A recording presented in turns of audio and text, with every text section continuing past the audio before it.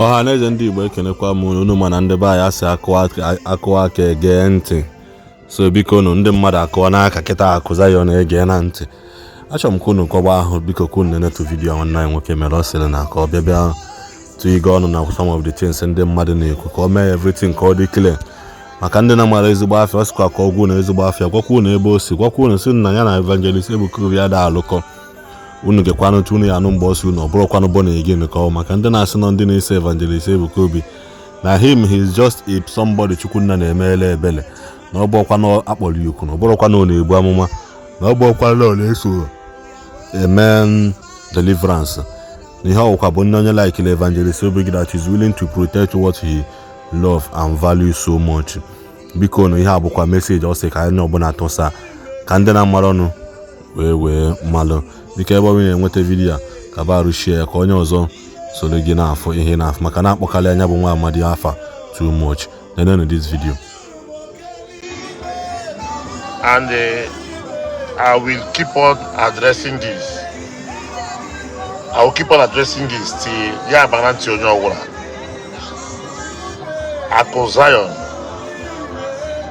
Akụ Zion nke my original name of Christian Nnachi Idume from Ebonyi State in Ugwego. My village and my state is Ebonyi State. Local government Afikpo North. My village Ugwego. Sorry, my village Afikpo. And my village Ugwego is only a member of Zion Ministry.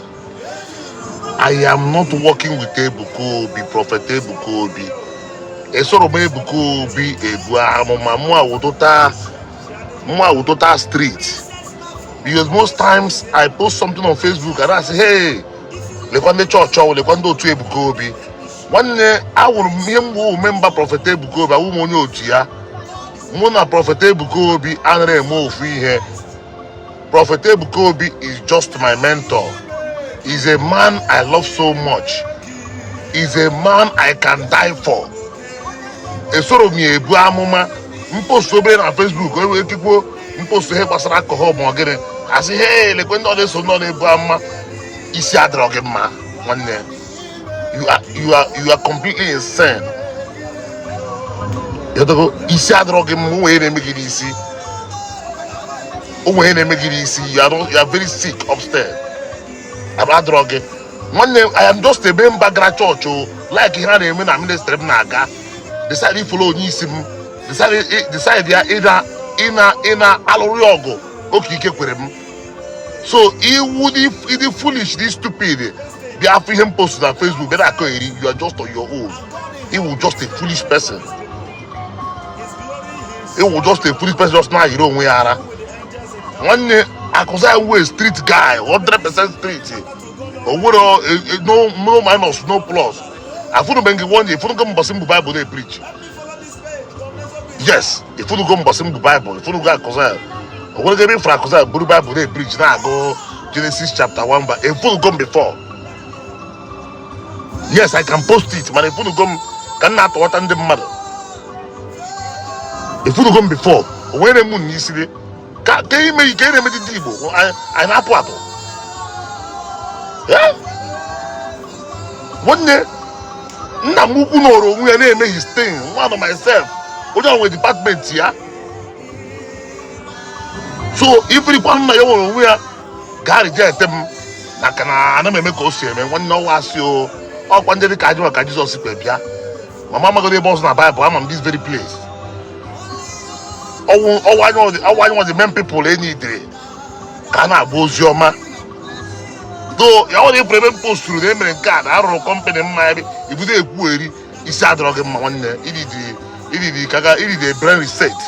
Iridi ka aga chọọ gị ihe n'isi isi adịrọ. You are very sick.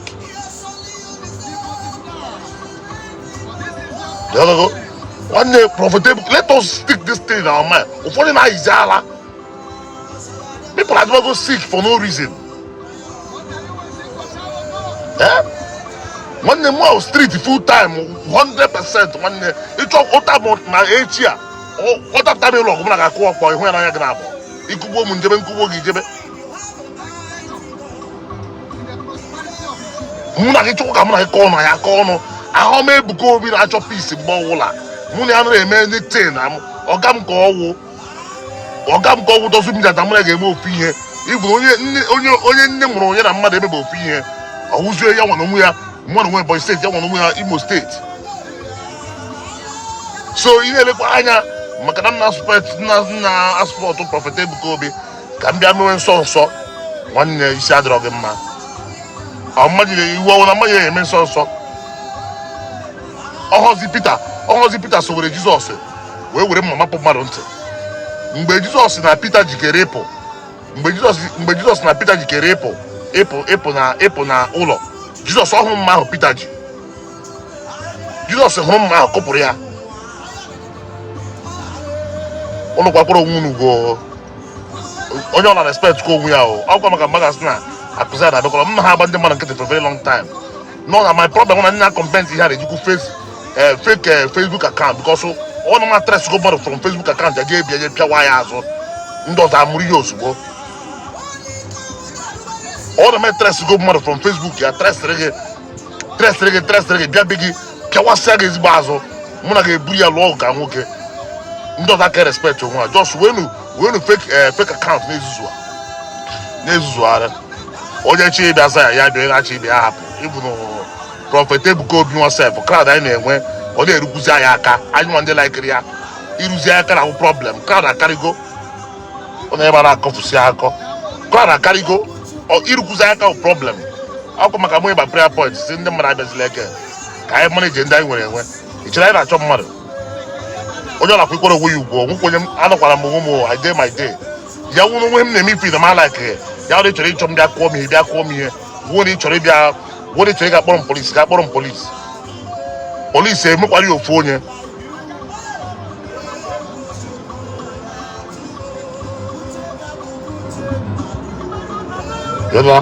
polisi ịbịarute bịa gwa m ya ihe onwe ịchọrọ ịgwa bịa gwa m ya to my face ịnọ na Facebook na-egwu ya ịkpọ m onye iberibe gụọ onye iberibe ịkpọ m tout gụọ tout ịkpọ m money misroad gụọ money misroad ịkpọ m efu gụọ efu because ihe agwa m ya n'ihu iwuru odogwu bịa gwa m ya n'ihu ọ gwa ebe ị nọ ka m bịa gere ya dere m adreesị ebe ị nọ ka m bịa gere ya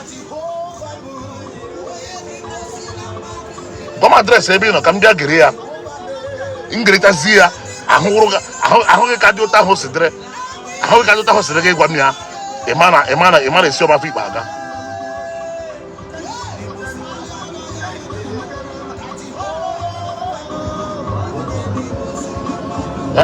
mmehie na Facebook lekwa ndị ọ na-ese Ebuka Obi lekwa Ebuka Obi nwanne ahụ m taa no problem mere isi iwe odogwu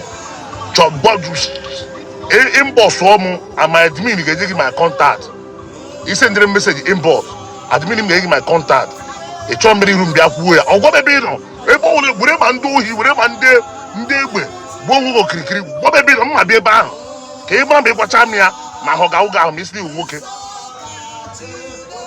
isi iwu nwoke nwere amụ ụta m si nwee ya gwa m ebe ị nọ ka m chọrọ gị bịa ka ị bịa gwa m ya ibe na were fake account na-agụ m okwu you are the one who is stupid ọgwọwụ onye iberibe ọgwọwụ efu ọgwọwụ the coward ọgwọwụ idiot ọgwọwụ tout ị na-atụ ụjọ mụ na nweme na-akpọ distance a na-atụ gị ụjọ ọ bụ ebe ị nọ m bịa chọrọ gị bịa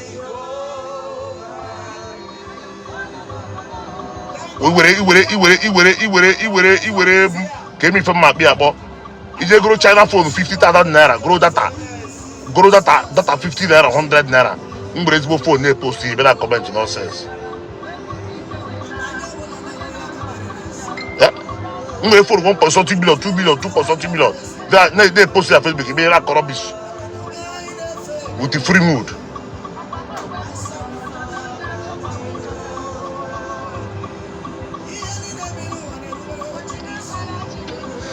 don't worry mma akpọta mmadụ na Facebook a suwa ya azụ ndị ọzọ amụrụ anya fast ụnụ afụ ka o si adị mpost na Facebook nsogbu o nweta nke ndị adịbịrị na-agwa m na onwe na-abịa mbọs na-asị how can you be doing like this a child of God go a child of Satan go were oge child of Satan ekwensu ihe mụrụ gị ekwensu mpa gị ekwensu mma gị ekwensu mpa gị ma nghọta mma gị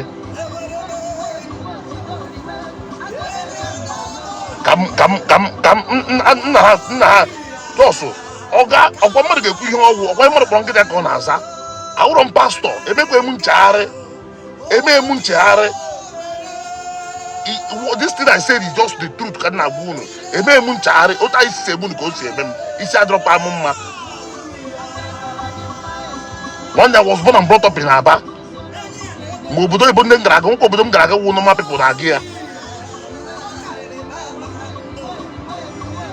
Onye ọra respect onwe onye nọ na shop ya ka m na shade m profitable gobin na shop ya ama mara ya ama which everybody have testified but na enviness na arụ ala wickedness ụlọ chọ ka hapụ unu je gwuo eriwe ọgwụ na-akụ ndị mmadụ nsị na-akụ ndị mmadụ stroke na-agba ndị mmadụ ụchụ ụlọ chọ ka hapụ unu kwuru je chọsụ wọchị ya ndị niile na-eme profitable gobi attack onye chọrọ ka hapụ ha ha je gwarịwa nsị na-akpagharị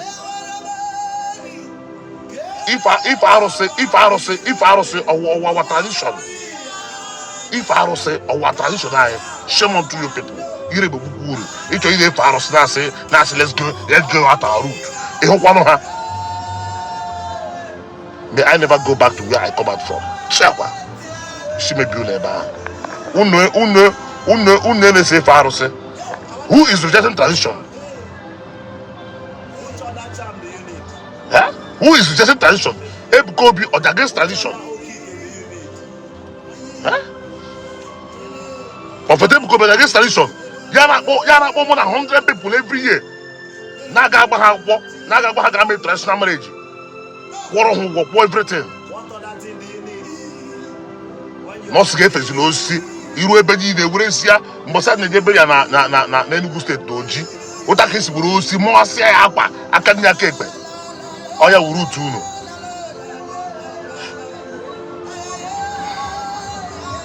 Or if I say wuru tunu, ire mugu neba. We don't ever want even the same God, the same God, the original people one day originally Ndi Igbo na-efe. With the same God Almighty we are worshiping. Oya uchuko gabiama. And that same God our ancestors have been calling. Makaran docha bia kuziri gi in such a way ga got ya. Ma I dey bi no docha kuziri gi. I dey bi iji handset docha kuziri gi. I dey use freeze. I dey use motor. But you want to reject your way of teaching. Unu ga emecha ndị Boko Haram akunu mma because ndị Boko Haram rejected Western education. All ya with their problem. Unu ji indirect na reject Western. Reject one completely. Unu ga reject ya.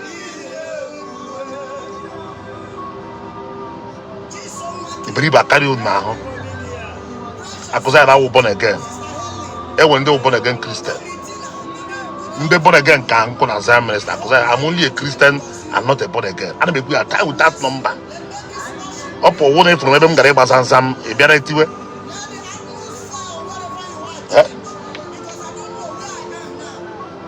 Up for one from them Gareba Sam, a Biatiwe. The one they say because Isiagu man, it will complete idiot.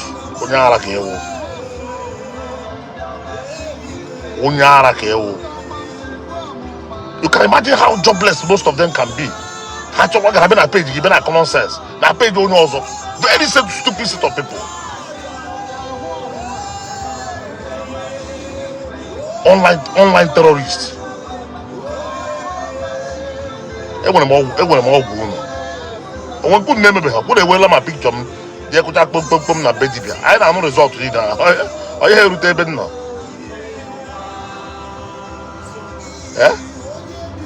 Ego for na area. Ịchọrọ ịma ka ego m ịchọrọ ịma ma na-eri ego ofere ma na-eri ego ofere ịgburu ụmụnne na Mozambique ụmụnne na South Africa nwanne na struggle ma nweta ego m mana ụlọ kpọọ ego ofere ma na-eri ya ntọ unu ma na-eri ya ego ofere ga-eji amọnụ trailer ndị iberibe useless people mmadụ ndị gba iwu dị nkọpụta aka ori poverty na-eyarị ndị mmadụ nsogbu up and down.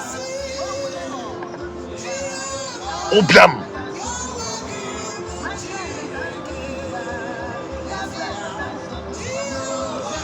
Huh? poverty. Onye agụrụ nyere nsogbu, ọ pụtara akụ eri. Onye agụrụ gwara anyị je zuru onwe ike chọọ oge esi eri, ọ pụta na-achọ onye o ji ata chinchin. So I made it clear it will be biko onye ọla na-ahụ post a share yere m ya ka o ruo a lot of people ntị. Ụnụ ahụbeghị unu emebeghị m. Unu ejekọtara be dibe with picture m ọ na-awụ ọkụ. Unu achọkọtara ha aka akaụntụ ma. Unu achọkọtara ha aka akaụntụ ma ọwụ ọkụ ruo unu. Onweghị unu emebeghị. Ego ofere bụ problem unu. Dị emepere chọọchị ka iri ego ofere. Ndị ụchụ. Ụtọ obi ọjọọ. Onweghị obi ọjọọ gwara na-aga n'ihu. Onweghị onye ọbụla onye ọbụla onye ọskọsụ. You are going nowhere. Ị ga just nọrọ ofu ebe ya na-asụ gị. Onye ọskọsụ. Ya just nọrọ ofu ebe ọskọsụ na-emerụ gị arụ. Ị nọrọ ofu ebe ọ na-asụ gị. Ị na-atanata ahụ ọ na-asụ gị. Mmadụ fụ onye iwe na-ewu ya. Mmadụ fụ onye Igbo ibe iwe na-ewu ya. Can you watch your anger?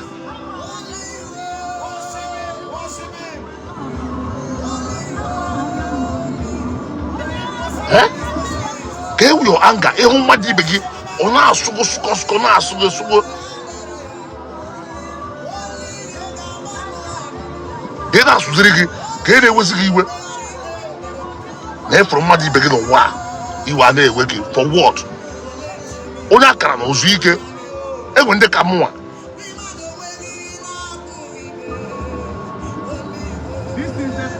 Ifebe m postiri ihe kọ eriwe.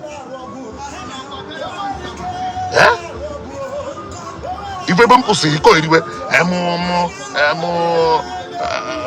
Aha m ezo nwanne. Anọ m na kemgbe Krismas ụnụ alachakwala Krismas unu. Ụnụ abịachakwala Krismas laghachicha ndị nwa bụ ego. Aka m nọkwa na village anyị na-akụkwa. Aka m nọkwa ya locally na-akụ. Onweghịkwa. Aka m nọkwa ya. Ụnụ alachakwala. Anọkwa m ya. Ọ ga-abịazi East ọzọ. Anọ m ya.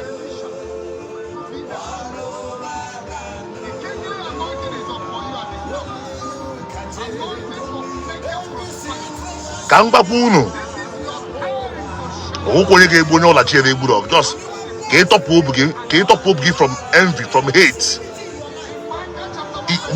The more you deep in hating someone, onwe ka ị na-egbu. Just were nwa free gị onwe gị. Lepụ anya n'ebe sa ministry nọ. Lepụ anya n'ebe Prophet Ebuka Obi nọ. Lepụ anya n'ebe Akụzaya nọ. Na onwe ihe ị ga-eme if the God they worship emega allowed to do anything. I'll met out. Isiri wo dogu bịa gwa m ya n'ihu m. Gwa m adreesị ka ndị ka ịgwa m ya. Ebe ole nọ gwa m ya. Ikwucha ala Afrịka ka mara ụzọ kpụrụ gị. Gwa m ebe ị nọ. Gaa ụkwa tata ewu bingo nka. Gwa m ebe ị nọ. Mana m decide ịgwa gị nke gị mbe n'iru gị bịa gwa gị nwere ihe eme.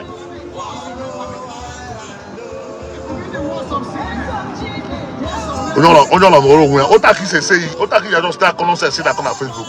A grown up man, the way he should better face him, better here Facebook man, better issue. They make a small monkey to watch a moon man. You should better face him, better page him, make nonsense. And ask him look at what you are saying.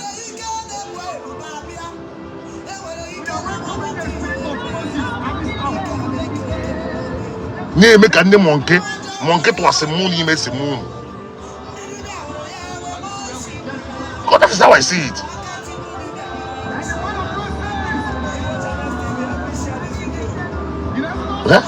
Unde make a monkey but a moon. You were mutuno.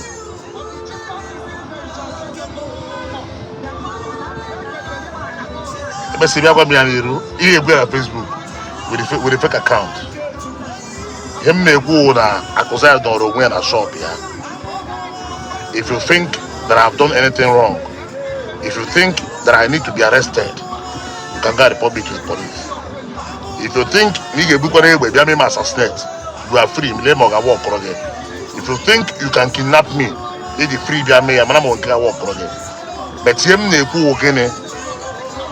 anọrọ m onwe m iche. Mụ na Prophet Ebuka Obi anọ na the same line. Mụ na ya na-eme the same business. Shop mụ na ya dịrị ofu ebe. I am on my own. Owu m post onye ebe a. Ije kute nwoke mmadụ n'ọrụ onwe enweghị ọsọ unu. Nwoke mmadụ ịma na village niile. Onye ma na village niile na onwe ka ya nọ.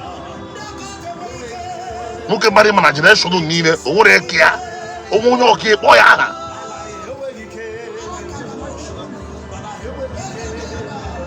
Odogwu n'ọrụ onwe ya ị na-ezuzugharị na-afọdụ gị kama mpa gị ka generation gị n'ime one person.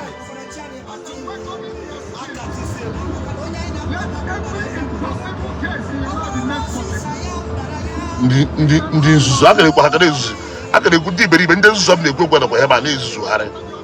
M ga-akwụta ofu onye gbaa ya amụ one day pịa ya amụ na elele ndị ọzọ amụrụ anya. Nonsense. Ihe a m chọrọ igwe onye ọbụla na ihe a wụ this ọjọọ subetu m n'obi na ka m nye this message this hot afternoon. Ihe a message m chọrọ inye this hot afternoon. Onye ọla kwere onwe ya ugwu. Awụghị m Prophet Ebuka Obi ana m ebu ama mụ awụ onye ụwa.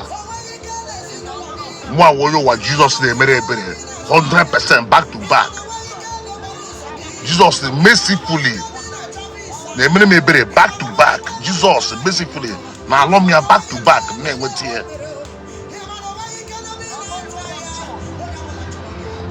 Nde just unu chọọ before m apụọ out of this broadcast. Unu ga-ama ake okwu a m gwara unu last na. The people can go to the few people who get you against Prophet Ebuka Obi. One, the one name homosexual. Ndadi deep in homosexual. On this against Ebuka Obi. Two, the lesbianism. Ndadi deep in it. They repentant in it. On against Ebuka Obi. Three, if you don't walk, you don't concede. Ndị atụrụ iji ọgwụ wipe all their generation ọha ndị dị against Ebuka Obi. 4, ịhụla ndị a wụ ihe ọma mmadụ na-ewe iwe na-awụ mmadụ nweta ha ihe ọ na-agba ha agba n'ahụ. ọha wụ ndị ihe Ebuka Obi na-ewe iwe. Gaa cheki ihe m gwara gị. Ifugo ndị a dị bizi na-ara ma nwunye nwanne ha nwoke ndị a na-ara nwunye mmadụ na-achị nwere mọs n'ime ha. Ndị arachi nwere mọs n'ime ha na-ara nwunye mmadụ back to back akọrọ ha wera nwunye ndị mmadụ. Ọha wụ ndị na-achọ ha enyi dị Ebuka Obi enyi dị na ndụ ha niile. Go watch this thing I'm telling you. Go and watch this thing I'm telling you. Ihe awụ ndị ihe Ebuka Obi na-ewiwe and ndị a niile na-ehuru na-eme ihe a. Of course mgbe omenala nwa ha ji omenala nwa ha na hide under it. Omenala nwa ha na hide under it. My church no we are condemn all these things. And you know what we can eche onye na-eme ihe dị ụta. They should continue. O we can eche I'm niile efukwu ha na-agba Ebuka Obi okwu anyị hụ na-arụ. So biko the bottom of this message wo primarily wo biko no akụza na were born again. And I'm a preach Bible. Unu ewezila mụ na Ebuka Obi gara eme isi one place. Mmadụ na-aka nne mụ na ya harọ. O nwere ebe o ruru mụ na ya. O nwere ebe ọ sọrọ kwụsị efu akụsa ere eru ya ha afụ. Na righteousness na ezi omume. Ọ ya ka akpọrọ ka akpọ ha oku.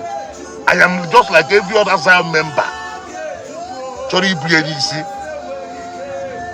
Biko nu, unu mix these two things up. We are different people.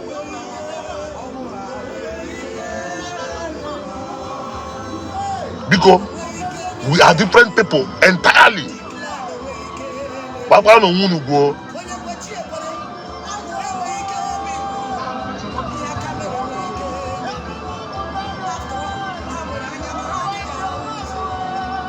Because I don't know who a damn question and answer here. Oye to question abula mu gechi juma jogula chekwa mi hogula. Go my address e kam dia geria dia so ate e korobish kuna ge buri as man to man. If you go see ade. Imana di bia ha no. So ogula go ha no. Onye na kwiro Igbo. Let's respect ourselves. Ndi Igbo, learn how to love your brother. Some ndị omenala ụzọ eziokwu na ha abịa inbox na ayọ m ego, ana m enye ha ya ndị m fụrụ na ana m enye ha ya. I don't make it as an announcement. It is not in me. Ndị omenala ụzọ eziokwu, I know many of them, they're going inbox, that's na ha dị sick. The highest thing mmemme ọma ama gị njakịrị si gị ọkwa iso ndị a na-eme ihe a mmechakwa be enye gị ya. If not for only one person jụrụ aga ama enye, and I know the reason why. Because mụ na-ebigo n'obodo Igbo, ọ bụ onye ngwa ọfụma mara m ọfụma, decide ebe na Facebook ya gba wụọ, then mechabe mbọs bụ iyọm ego. Ọkwa ndị si na ha wu ndị omenala mgbe sị na gị nwa n'ogwe ịgba m ọfụma so gba ngwọ ma enye gị ya, ha na-enye ha ya. Mana every other person has been coming, they can testify. Even in business world, they have been coming. Mụ na ha na-eme ihe, ha na-agara onwe ha, m na-agara onwe m. Religion ọbụla mmadụ chọrọ ikpe ya kperi onwe ya. Ihe ole chọrọ ikpe kperi onwe gị. Ị chọrọ ịga omenala ụzọ eziokwu, mepere onwe gị. Ị chọrọ ije ụka, mepere onwe gị. Ị chọrọ ịga mmụọ, leave your brother, leave your sister alone and do your stuff. Ejikwanụ were je chịrị ụtọ ma gbuo onwe gị. Aka akụza ya na-adịghị ya. Ọ dịgo n'hit dị ka nje esi moto a na-atụ m na ka nje baa na AC ọfịs. Mana bye bye nụ ka ọ dị. Mụ nụ chọkwa onye gbasara m ka na-agba.